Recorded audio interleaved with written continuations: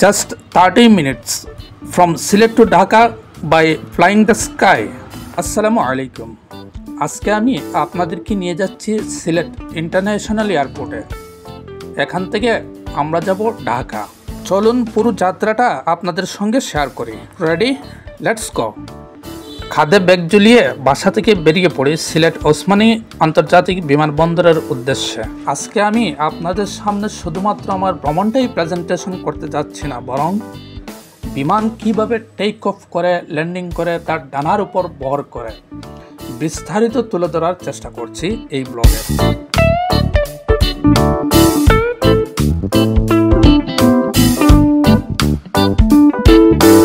সবুজের প্রকৃতির ভিতর দিয়েই অবশেষে পৌঁছে গেলাম সিলেট আন্তর্জাতিক বিমানবন্দর।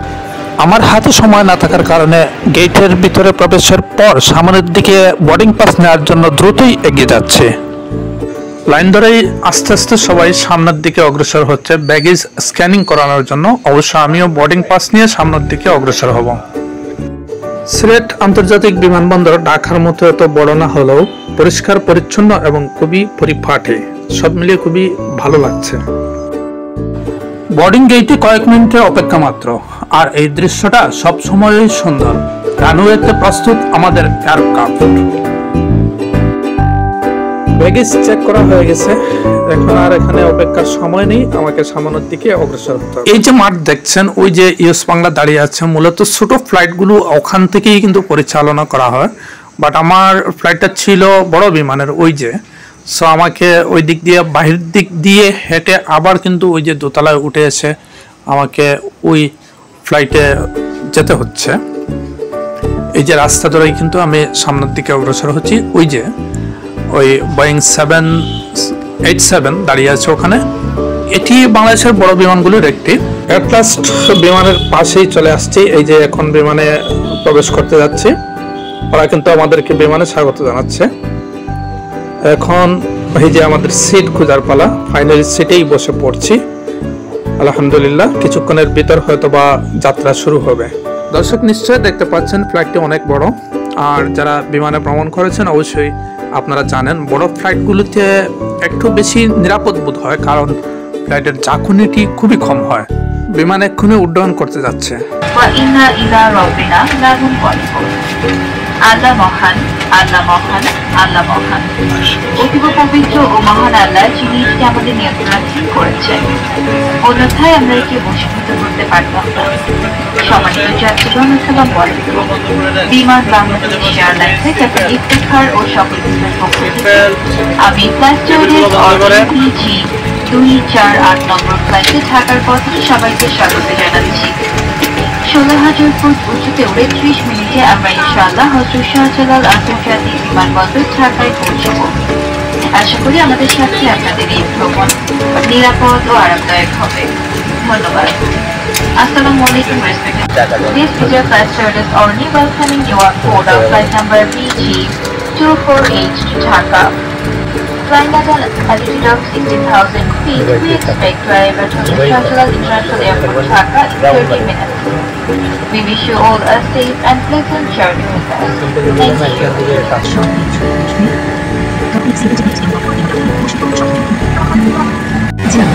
জরুরি অবস্থায় অক্সিজেনের প্রয়োজন হলে উপরের সিলিং থেকে আপনা আপনি অক্সিজেন মুখোশ নিচে নেমে আসবে। সঙ্গে সঙ্গে একটি মুখোশ টেনে নেবেন। আমি সিট নিয়েছি বিমানের একদম ডান পাশে, একটি পাখা অর্থাৎ ফ্ল্যাপের পাশে, যাতে আমি আপনাদেরকে ফ্ল্যাপের বিস্তারিত কার্যক্রম দেখাতে পারি।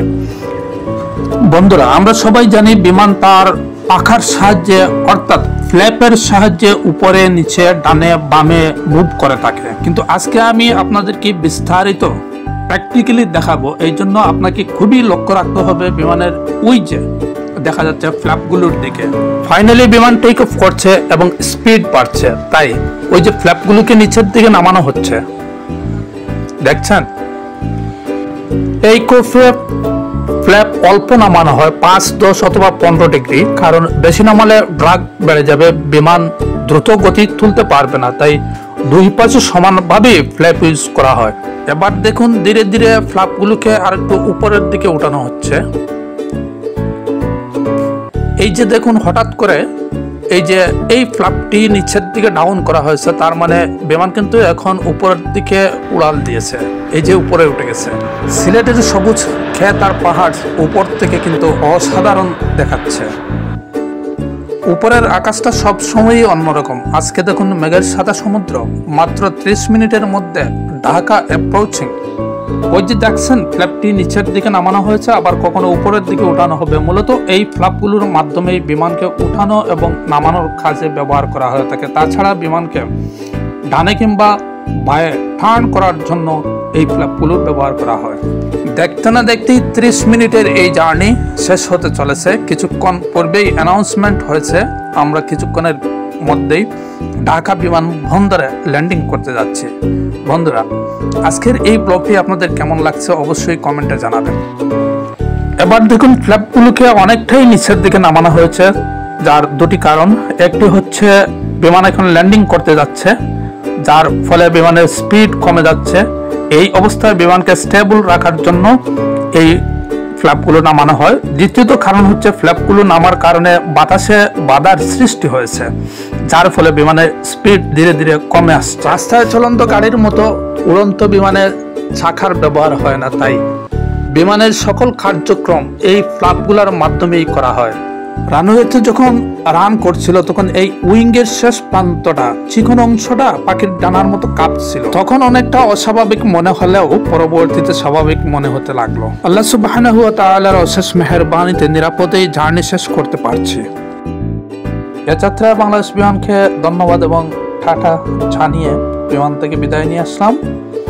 ফাইনালি এয়ারপোর্টের ভিতর থেকে রানওয়ের ভিউটা কেমন দেখানোর চেষ্টা করছি।